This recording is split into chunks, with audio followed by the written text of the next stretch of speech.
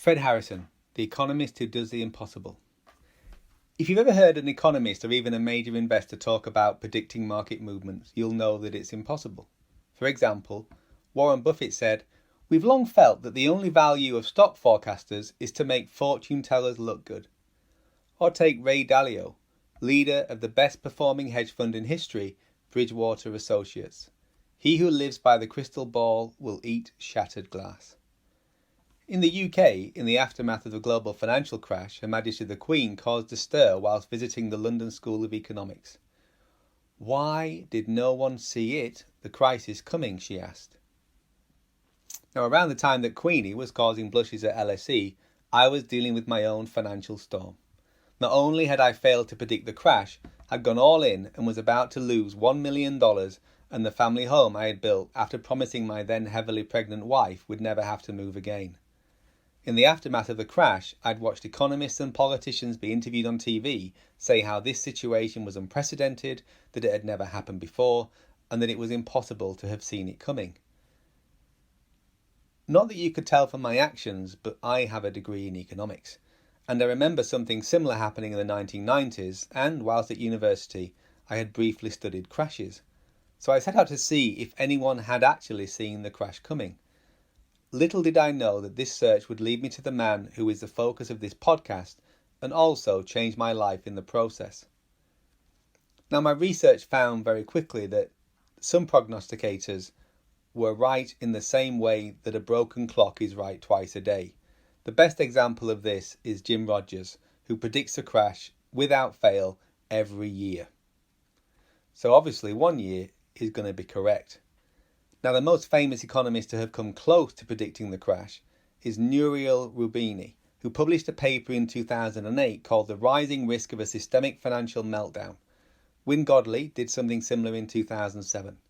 Now, all this is decent when compared to the UK Chancellor, who literally weeks before the biggest crash in history had boasted to his fellow MPs that it ended boom bust. Now, looking at motivated investors, Michael Burry, the hedge fund manager at Scion Capital, the focus of the book and film The Big Short, spotted things were unsustainable back in 2005 and invested accordingly. Ditto Steve Eisman.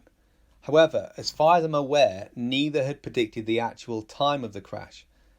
They could simply see that the current situation was unsustainable, and Burry almost got caught out too soon as he went too early with investments and had to stop an investor revolt. John Paulson, the man who made the most money from the crash, a reputed $20 billion for his hedge fund, only moved into the markets in 2007. So full marks for spotting the changing conditions, but not so impressive in terms of foresight. Now, just when I was ready to give up, I came across a book from 2005 by a guy I'd never heard of, Fred Harrison. Fred's a London-based economist, and his 2005 book, Boom Bust, predicted the crash to the nearest quarter. Now, this immediately made his prediction the best in the world in terms of 1, accuracy, and 2, degree of foresight, more than 2 years before the crash. So this would have given you time to make any changes in your investments that you would have needed. It would have allowed me to have sold our family home, or even have avoided the final investment, and avoided what Fred later describes in Boom Bust as the winner's curse phase. Now, most interestingly, according to all other economists, he had done the impossible. So this means, in economics terms, that he'd either faked it or got lucky. So given that you can't fake a book publication date, he must have got lucky. So I took a deep dive into his work. Inexplicably, when I read his other works, not only had he repeated this feat, long-term accurate forecasts, he did it from further out. For example, in his book The Chaos Makers from 1997, he made this prediction. By 2007, Britain and most of the other industrial advanced economies will be in the throes of a frenzied activity in the land market to equal what happened in 1988-9. Land prices will be near their 18-year peak, driven by an exponential growth rate on the verge of the collapse that will presage the global depression of 2010. The two events will not be coincidental. The peak in land prices, that's in 2007, not merely signalling the looming recession, but being the primary cause of it. So in economic terms, this is the equivalent to walking on water or jumping off a building and flying unaided around the city. So, somewhat interested, I got in touch with Fred, and I even tried to introduce him to contacts at the Treasury, thinking that they'd be interested in speaking to him. Now that didn't work out, and as you'll find out in the conversation, they'd already knew of Fred's work and had spent 10 years ignoring him. Now back in 2009, Fred was busy making films about the crash and why it had been missed and what we could do about it in future, so I spent more time talking with his laid-back Aussie colleague Phil Anderson. Now Phil and I became friends and have worked together on and off for the last decade or so. And in 2020, Phil took over the publisher of Fred books, Shepheard Walwyn, after the then publisher, Anthony Werner, a man I've come to find of great integrity and vision, who had led the company brilliantly for 40 years, wanted to ease back on his commitments.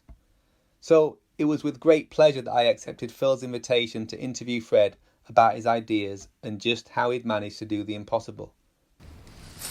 I got inducted into the concept of viewing economics through the prism of a book called Progress and Poverty, purely by accident.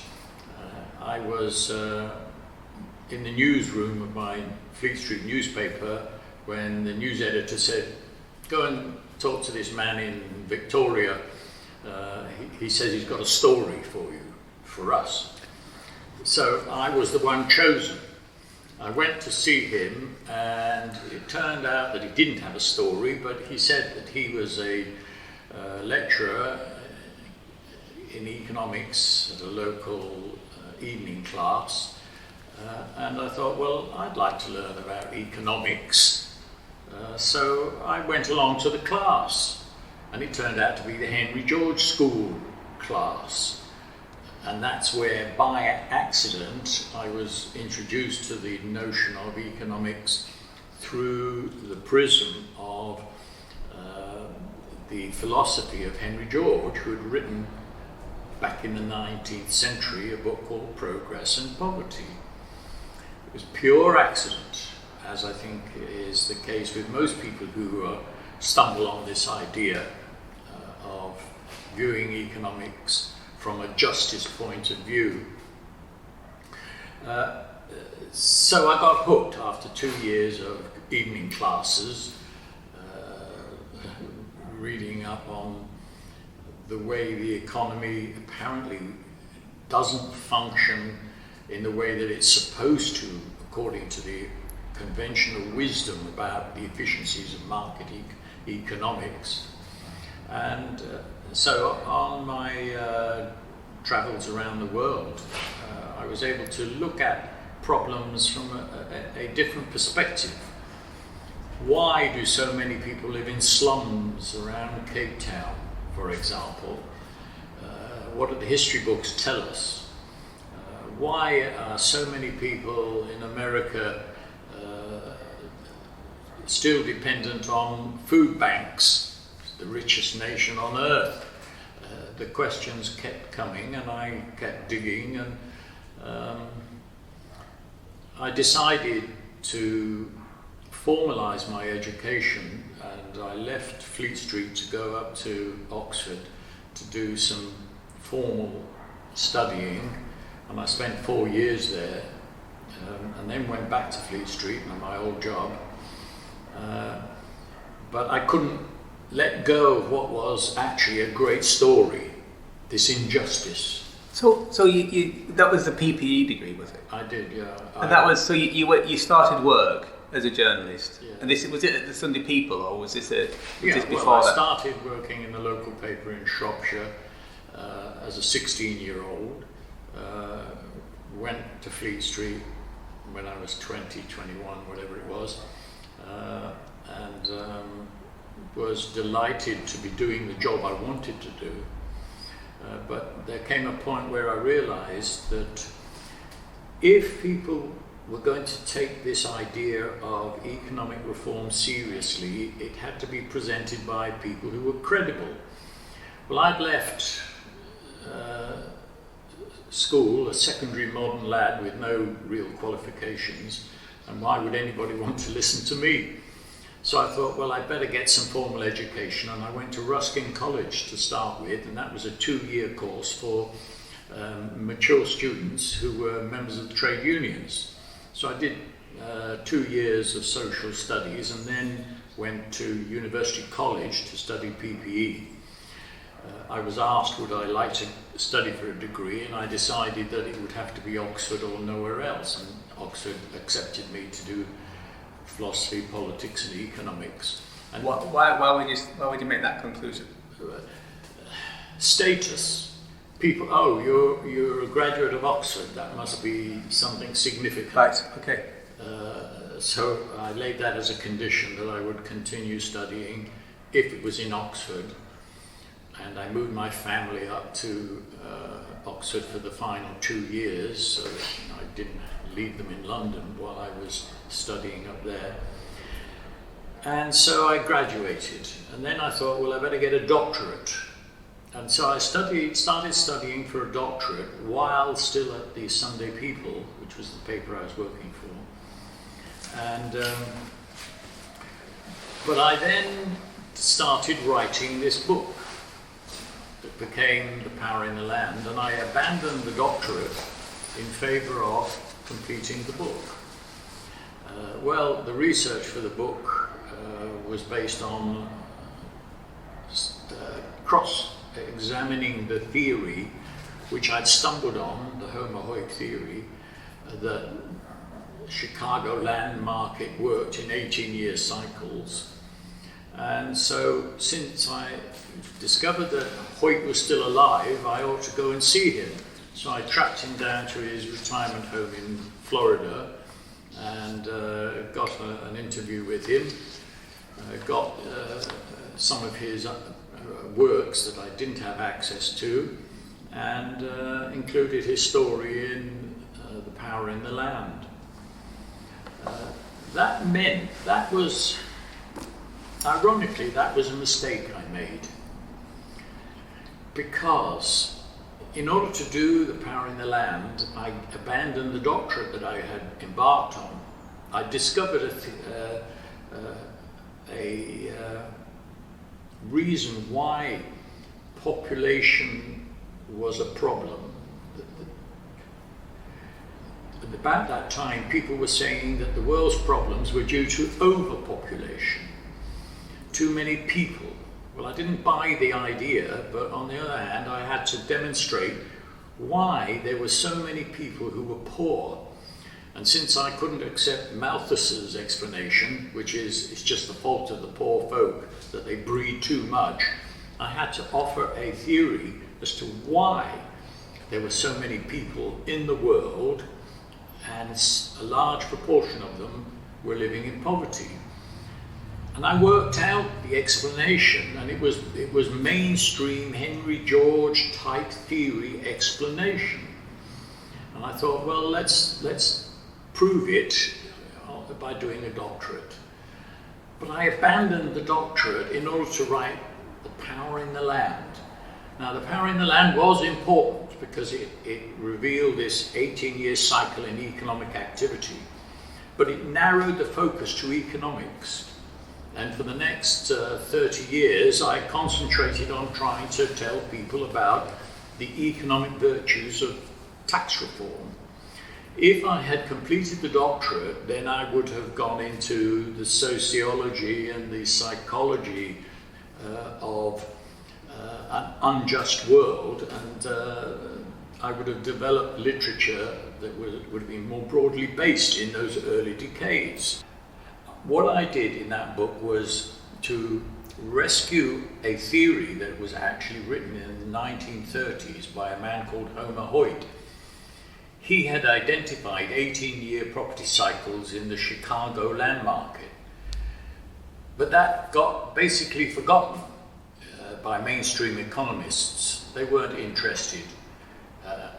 At the time that I wrote the book, I didn't understand why that was so, but the Hoyt thesis just got abandoned.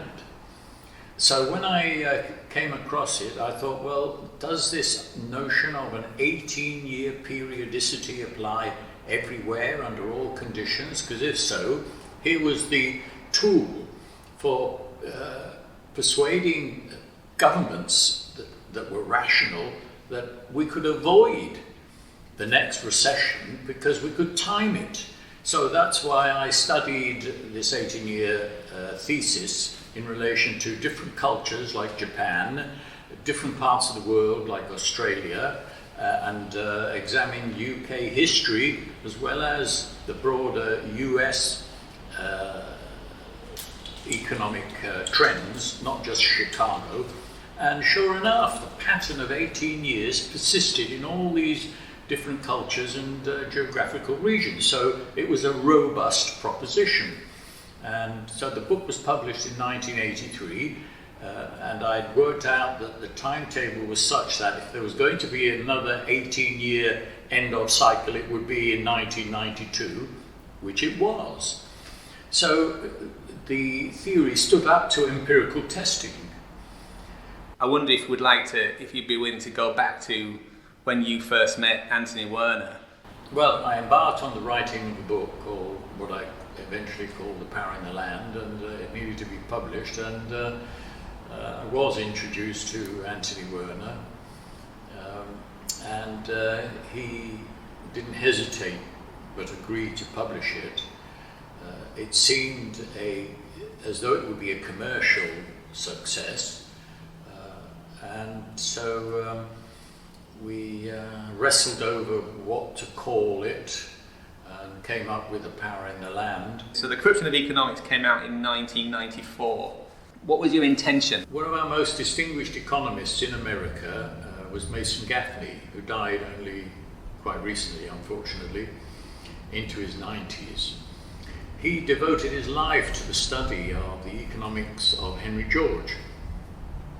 And he had an intimate awareness of the way in which academia had shaped people's attitudes on economics by progressively expunging the knowledge that land is significantly different from other assets. Rent is a social revenue, and that in order to base society on the principles of fairness, we needed to reform the tax regime. So I wanted to collaborate with Mason Gaffney in telling this story about the history of the way economics had been skewed away from the theory of rent and land in order to protect those who were reaping the benefits of privatizing the rental income. It was vital to document that episode in order to justify the claim that there was a deliberate, an intentional skewing of people's understanding of the way the world worked. This was mind manipulation. Well, that sounds like a conspiracy theory, and people tend to be skeptical of conspiracy theories unless you can document it in fine detail, which is what Mason Gaffney was able to do. So that removed from the debate the accusation that, oh, you're throwing out these ideas of mind control with no evidence to support it.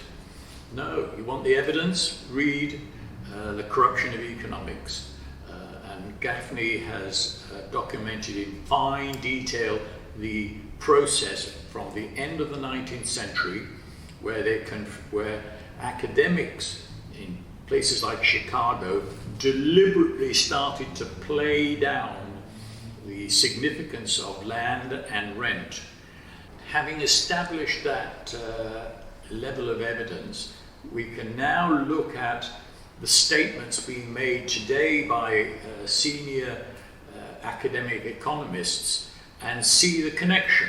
So today, economists argue that although, yes, it's a good idea to collect some of the revenue from the rent of land, they say, but of course, either it's difficult to separate land value from people's wages or profits, or if they admit you can do it, they say, but it won't raise much revenue. So why bother? Why take the trouble? This is all designed to discourage the policymaker in government from embarking on a shift in the nature of the way they raise revenue. Because if they can't raise much, or if it's difficult to do, let's get on with some other problem. And so the connection between today and what happened more than 100 years ago is clearly defined.